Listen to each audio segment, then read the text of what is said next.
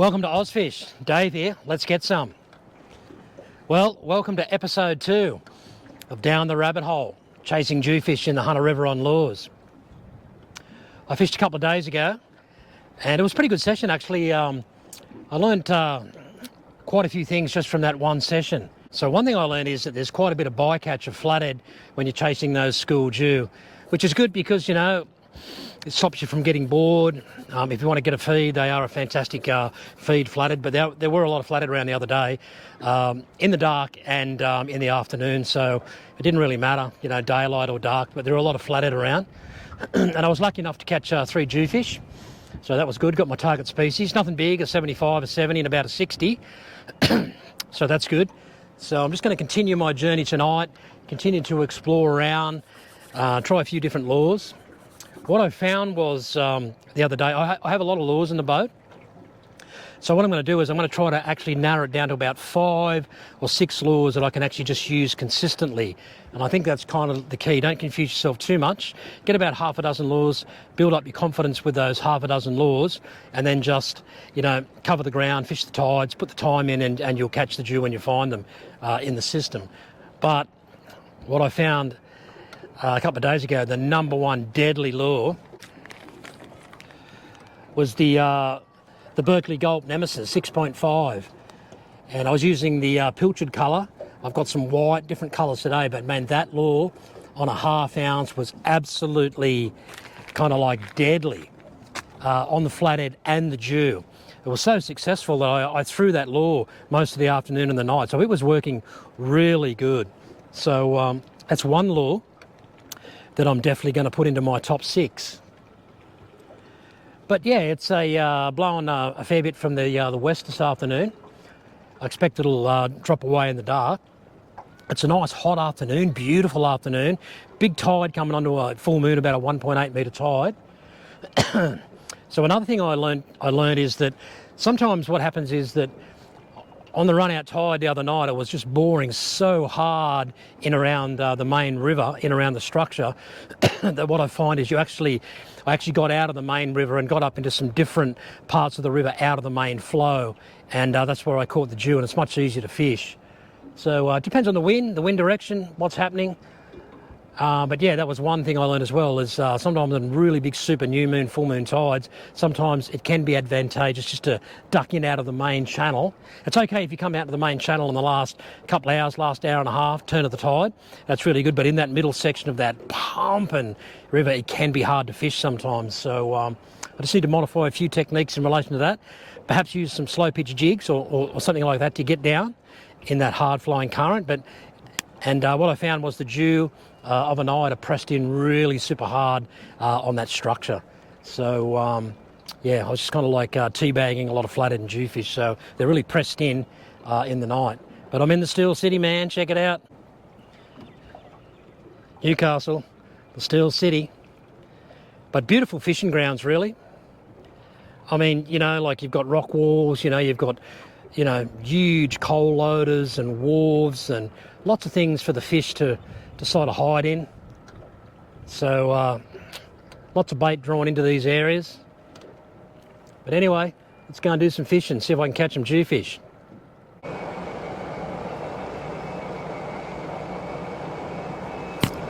Oh, there's a fish. Flathead.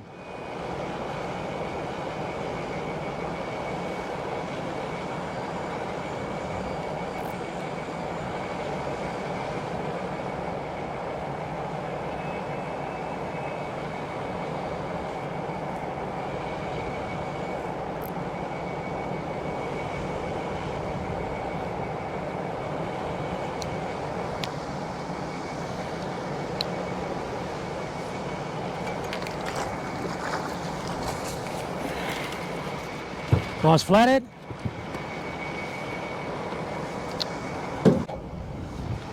Yeah, nice flathead, easy 50. Really good eating fish.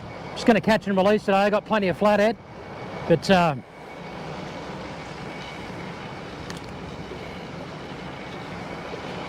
lots of bycatch when you're jew fishing. I love the spot lock, how you can just hit it and just go across 5 feet at a time, left or right, backwards and forwards. It's an awesome feature just to be able to jog 5 feet, jog 5 feet. Man, it's absolutely unbelievable. Technology increases your catch rate unbelievably. Let's do that drag back up.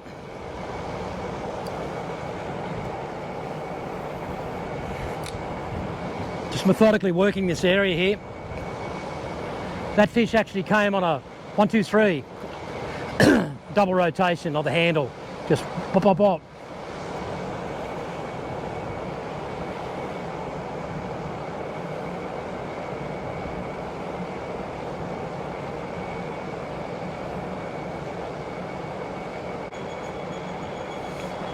I'm just going to experiment with my retrieves on the Gulp Nemesis today. Little single hop, then another retrieve with a double hop. That one was on a triple hop, and then another one where I just give 6 little continuous hops and stop.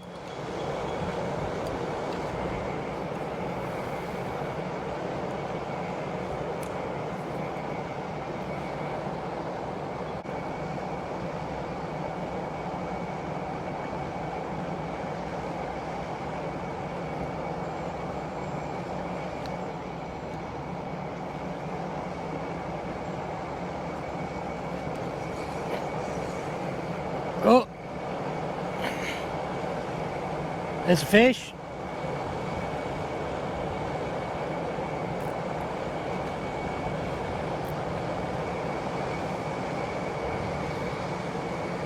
Another flathead.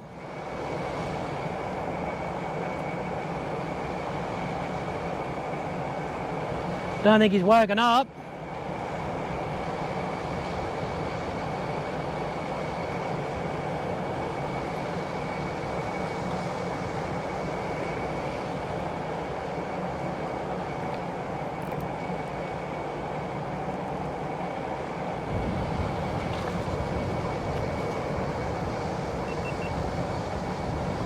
Oh, nice fish.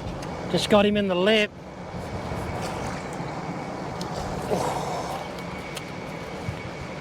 Oh, so lucky. Just lipped him. I could just see it on the lip.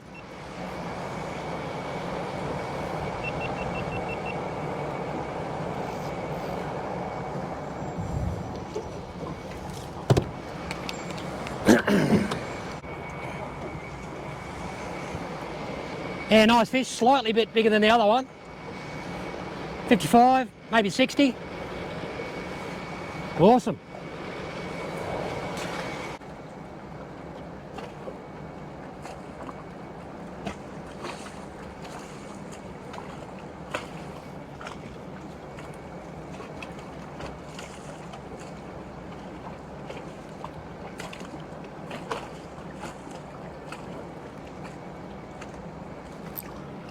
Fish.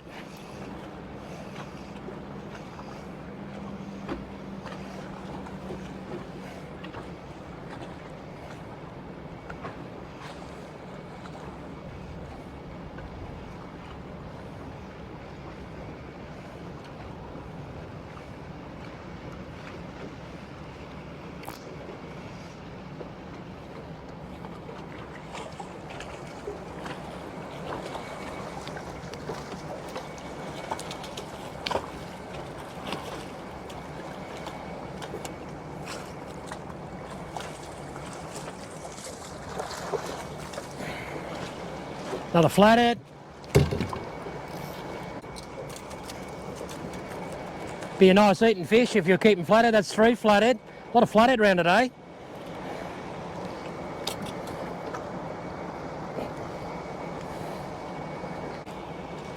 Another one.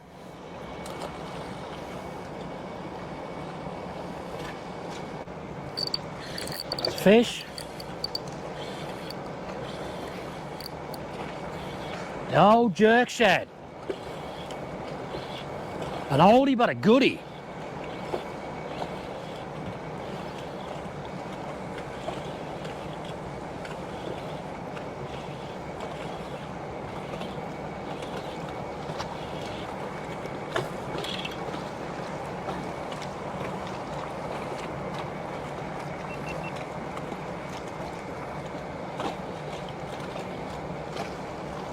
Another nice flathead.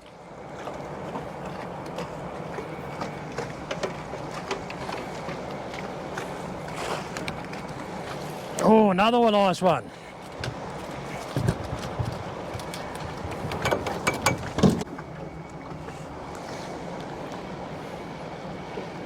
Another nice flathead, sitting in really deep water, hugging the structure. That's 4 good ones.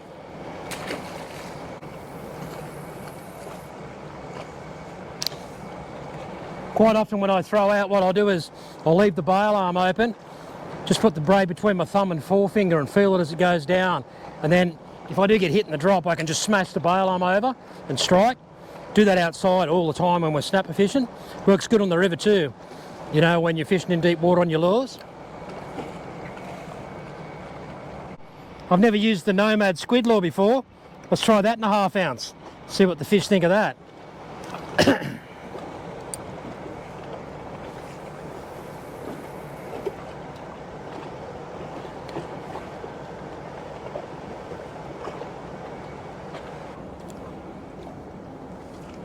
Oh, risky.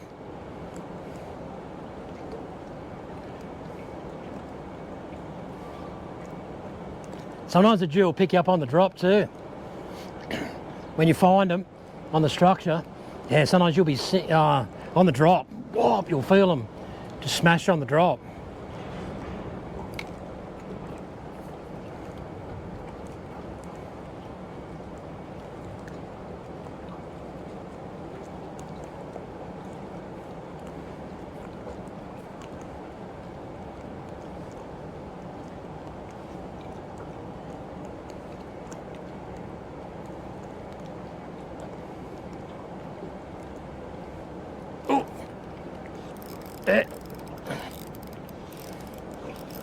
There's a fish just teabagging. Deep water. It's good technique. Feels like another flathead.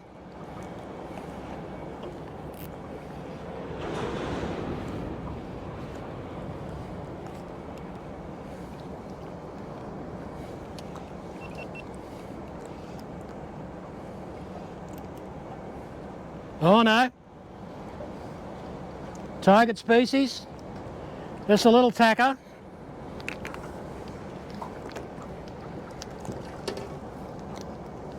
But no, the target species. Ho ho! All right. Beautiful yellow mouth. Beautiful purple colour. Only a little tiny fella, about 50, just over 50, but that's target species on the tea bag. Thanks for coming, champ. He was right under the boat. Anything on the down scan? No. Not that I was looking, but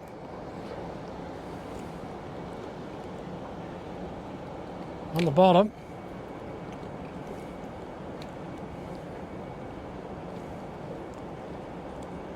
Sometimes I just like to tea bag like that. It's really comfortable just to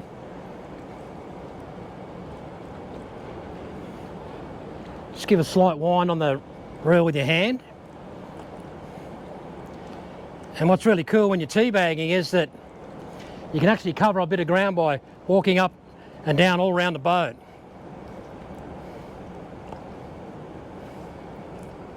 Let's cover a bit of ground.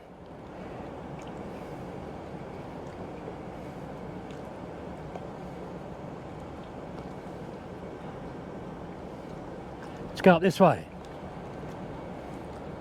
See if there's anything up here.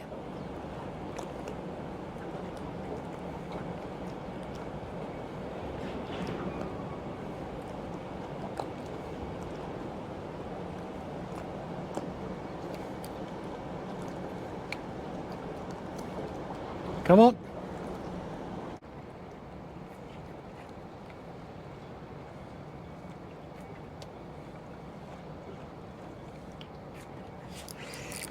The fish.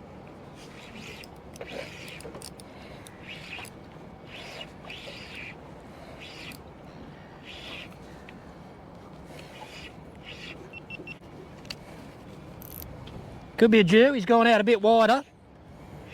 Feels like a Jew.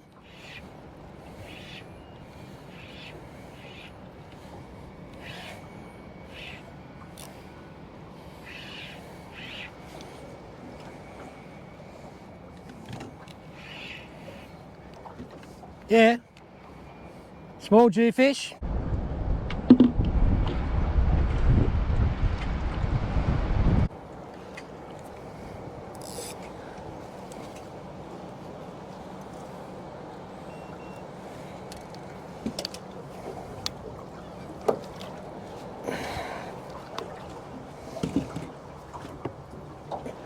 Just a little tacker. That's my first ever fish on a nomad squid. Beautiful little fish. Second Jew. Let's keep punching away. Thanks for coming on board, mate. All right. Where's your mum and dad?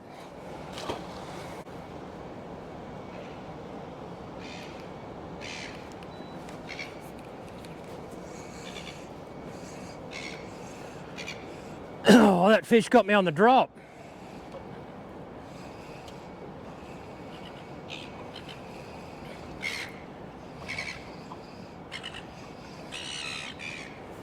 Oh. It's a tiny little tacker. Picked me up on the way down. Cheeky. Okay, here's a quick wrap up from episode 2, Down the Rabbit Hole, chasing Jewfish on lures. Well, I went out yesterday, beautiful afternoon, and I still had some fun. There was a lot flooded around yesterday afternoon. I did some deep water fishing in close to structure, and I ended up catching 3 smaller Jewfish, none legal. But yeah, it was a fun session. And then what I did was I cruised around in the dark. But it was a little bit more difficult in the dark. I caught 1 small Jewfish in the dark and a couple of flathead. So what I've learned so far is that overnight you won't always get access to the wharves where you've caught fish a couple of days before, because the Newcastle harbour is a working port, and quite often there'll be ships docked where you fished a couple of days before, really big tugs laying up against the wharves, things like that. So you won't get access to a lot of spots. Another thing I found was that I went back to a spot where I did catch some fish the other night, but there were no fish there at all. So obviously the Jewfish, they have these different stations that they travel to from night to night, and at that particular time of the night they weren't there. Whether that was just they've moved on to somewhere else, some different structure or a different part of the tide. But so the fish move around a lot in the night, and they stage up on different structure. So I think one thing I learned from last night is come fish an area, give it 20 minutes and just keep moving, keep moving, keep moving. Take your opportunities where you can get it, you know, like where the ships are, where the tugs are, where the boats are. But yeah, they're definitely moving around a lot. Another thing I learned from last night, I had my big heavy gear in the boat, and I threw that for about half an hour, but that's not the way to do it with heavy gear. What you got to do when you go heavy tackle Jew fishing is just take 2 rods and nothing else, no distractions, just take 2 rods and just commit a whole, you know, 3 or 4 or 5 hour session to those heavy lures. So yeah, that's another thing I learned last night. And it was interesting yesterday too, another thing I learned, not so much into Jewfish but flathead. There were a lot of flathead fishing sitting in really deep water. Sort of surprised me, almost up to like 50 feet water, 47 feet, 50 feet, and there were really good flathead sitting in that really, really deep water, pressed in hard on the structure. So that was interesting. Teabagging worked well. Again, just narrowing down my 6 favourite lures like I mentioned, and definitely, you know, the Gulp 6.5 inch Nemesis was a standout lure. So that's definitely number 1 in my lures. I did catch a Jewfish on the live ops squid. Never used the squid before. So that was really interesting on a 1/2 ounce. So I'm definitely going to add a squid into my top 6 lures. Maybe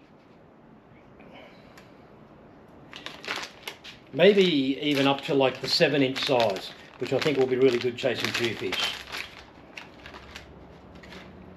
So I think what I'm going to do is stick to that 7-inch side, because, you know, small jewel smashed on a 7 and big jewel smashed on a 7. So I think the way to go is just go for that medium range size. That 7 I think will be really, really, really good. So that's what I'm going to do.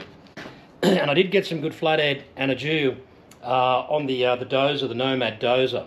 And yeah, I mean, that's definitely going to go into my top 6 lures, because I definitely need some paddle tails mixed into those top 6 lures. So the dozer looks great, got a great action, and yeah, I think that'll work really good as well. I was fishing that on a, I was fishing that on a 5/8 because it's quite a buoyant lure, and yeah, it took me some fish as well. And I think definitely with the paddle tails, I think a 4.2 inch.